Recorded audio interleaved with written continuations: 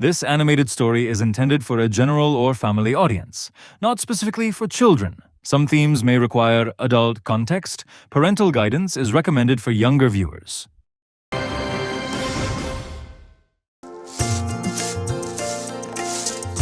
শোনো না, বলছিলাম বড় পিঠে খেতে ইচ্ছে করছে গো।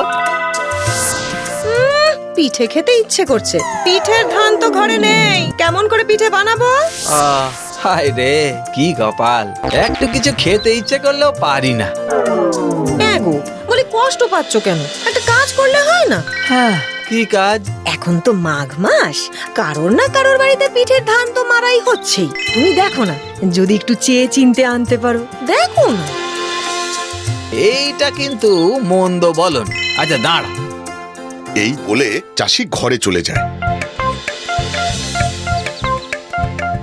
আর তার খসখসে চাদরখানা গায়ে জড়িয়ে বেরিয়ে আসে। ও মা, এখন ঠান্ডা আছে নাকি? একখানা চাদর গায়ে দিয়ে বেরোচ্ছ কেন?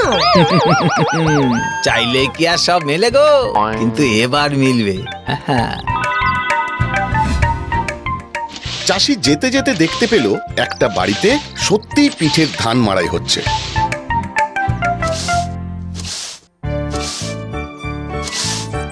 চাষি সেই বাড়িতে ঢুকে গৃহস্থের সাথে সুখ দুঃখের গল্প জুড়ে দেয়।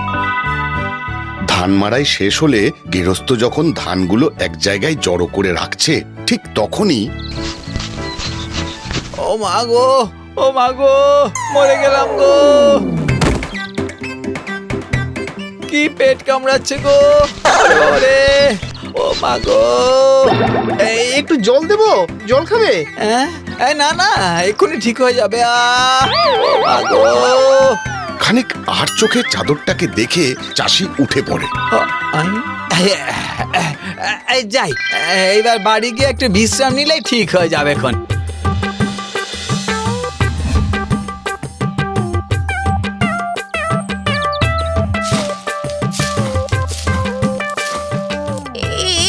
কি করছো গো? ধান এনেছি, এবার তুমি পিঠেটা বানিয়ে ফেলো, বুঝলে? কিন্তু এখন তো অনেক কাজ রয়েছে, সেই রাতের আগে হবে না। বেশ তো, তবে রাতেই খাবো। এখন আমি কাজে গেলাম। চাষির বউ সারাদিন ধরে ধান শুকিয়ে চাল বের করে গুঁড়ো করে।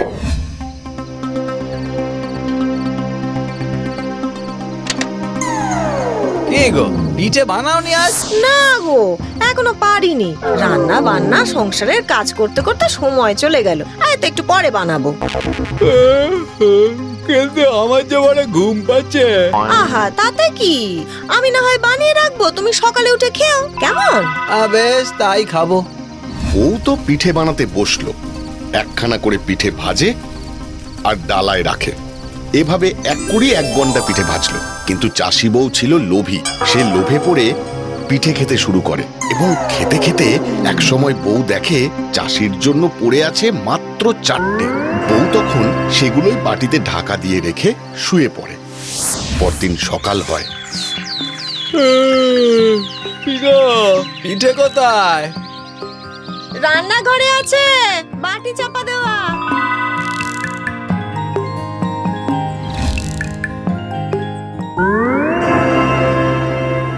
কি গো, অতগুলো ধান আনলাম আর পিঠে মাত্র 4টে। ওই ধান থেকে যা চাল বেরিয়েছে তাই দিয়ে ওই কটা পিঠেই হয়, তাও তো আমি খাইনি। শোনো, 2টো পিঠে খাবে আর 2টো আমার জন্য রাখবে, বুঝেছো? হঠাৎ চাষির চোখ পড়ে ডালাটির দিকে। সেখানে 20টা পিঠে রাখার ছাপ স্পষ্ট। চাষি সব বুঝে যায় আর তাই পিঠে খেয়ে বেরিয়ে বলতে বলতে যায়, বেশ মজা, বুঝলে? 20 পিঠে খেলাম, কিন্তু কেউ কিছু জানতেও পারলো না। কি করে জানলো 20 পিঠের কথা? তো সখীকে জানাতে হচ্ছে তো।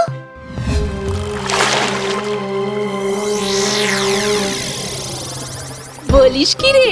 হ্যাঁ তো, তা না হলে আর বলছি কি? আরে আমি তো জানতামই না আমার স্বামীর এত বড় একটা গুণ আছে। সব গুণে বলে দিতে পারে, তার মানে তো সে বড় গুণিন। হ্যাঁ, না হলে বল আমি কখনো পিঠে খেয়েছি, জানলো কি করে?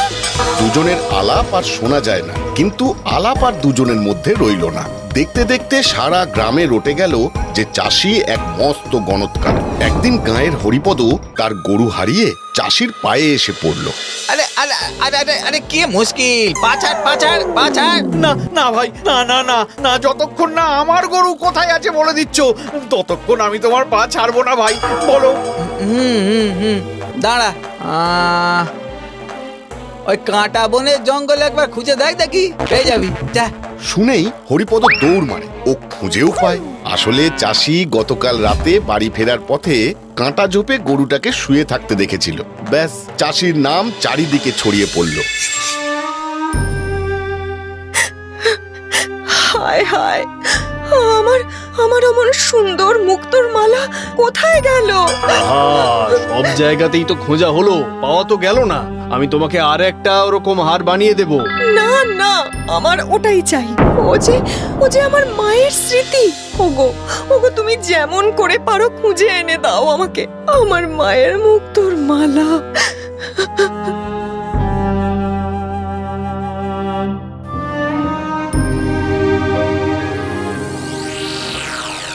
এক্ষুনি ডেকে পাঠাও। না না না না, লোক পাঠাও যেন তাকে তুলে নিয়ে আসে। ব্যাস, রাজার লোক এসে হাজির হলো চাষির দরজায়। সব শুনে চাষির মাথায় যেন বাজ পড়ল। সে তো গণনার কিছুই জানে না, কিন্তু রাজার আদেশ অমান্য করে কি করে? তাই বাধ্য হয় রাজার কাছে যেতে। হায় হায় হায়, কেন যে তখন বউকে ওরকম বলতে গেলাম। খেয়েছিল না হয় কয়েকটা পিঠে, কপাল কপাল। আর কোনোদিন পিঠে খাওয়ার নামও করবো না।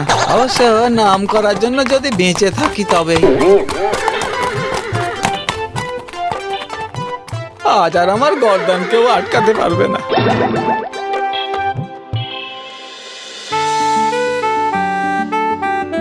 আসুন আসুন গণৎকার মশাই, আজ আপনি এই রাজবাড়ির অতিথি। আগে প্রণাম রাজামশাই।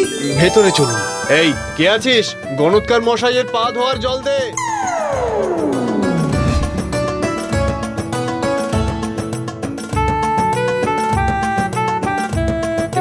নিন গণৎকার মশাই, পড়ুন। আমার তো জুতো আছে। না না, ও তো ধুলো লেগে নষ্ট হয়ে গেছে। আরে, এই খাতির যে কোথায় গিয়ে দাঁড়াবে তা আমার ইষ্ট দেবতাই জানে।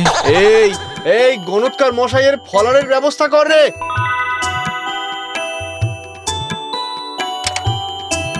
এই নিন, খান গণৎকার মশাই, আমি পাশে বসে রইলাম, আর যা যা লাগবে দেব। হ্যাঁ, হায় হায় হায়, আজ যা খাবার খেয়ে নে, কাল তোর কপালে কি আছে কে জানে। আমায় ক্ষমা করুন গণৎ ঠাকুর, আমি লোভ সামলাতে পারিনি। অমন সুন্দর একটা মুক্তোর হারের যে আমার বড় শখ ছিল। দয়া করুন, দোহাই আপনার, আপনি রাজা মশাইকে কিছু বলবেন না। উনি জানতে পারলে আমার গর্দান নেবেন। চাষি মুখে কিছুই বলে না। প্রথমে সে হকচকিয়ে গেলেও পরে সবটা বুঝতে পারে। ও মনে মনে বলে, যাক বাবা, এবারের মতো বাবা মায়ের দেওয়া প্রাণটা রক্ষে পেল। কিন্তু মুখে কিছু বলছে না দেখে দাসী আবার বলে ওঠে, আচ্ছা বেশ, আপনি যা চাইবেন আমি দেব। না না, আমার কিছু লাগবে না, কিছু লাগবে না। তবে আমি যা বলবো তাই তোমাকে করতে হবে। আপনি যা বলবেন আমি করব, আমি করব। বলুন বলুন না, কি করব বলুন। রাতে সবাই ঘুমিয়ে পড়লে ওই হার নিয়ে গিয়ে তুমি মুরগির খোপে রেখে আসবে, বুঝলে? আগে এ কি, আপনি তো এখনো কিছুই খাননি, তাহলে গণনা করবেন কখন? মহারাজ, আমার আজকের রাতটা সময় লাগবে। বেশ বেশ বেশ, তাই হোক। দাসী, ওনার বিশ্রামের ব্যবস্থা করে দাও। আগে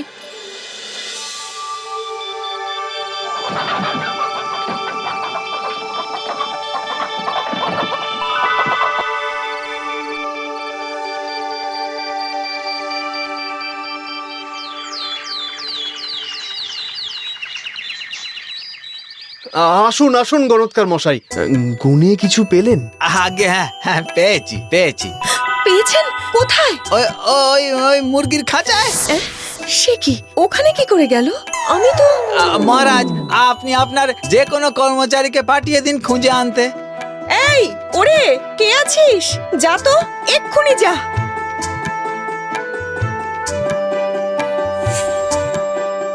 এই যে রানীমা, আপনার হার। কিন্তু আমি তো মুরগির খাঁচার কাছে যাইনি। আগে রানীমা, আপনি হয়তো বাগানে গেছিলেন, খুলে পড়ে গেছিল, আর মুরগিরা ওই নিজের বাসায় হয়তো টেনে নিয়ে গেছিল। হ্যাঁ, তা হতে পারে। তোর খুব বুদ্ধি।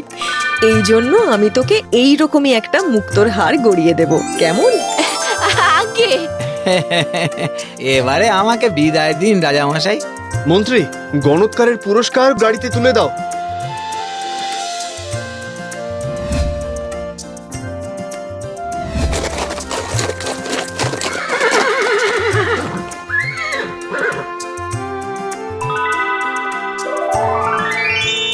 ওগো, এ তো দেখছি অনেক কিছু।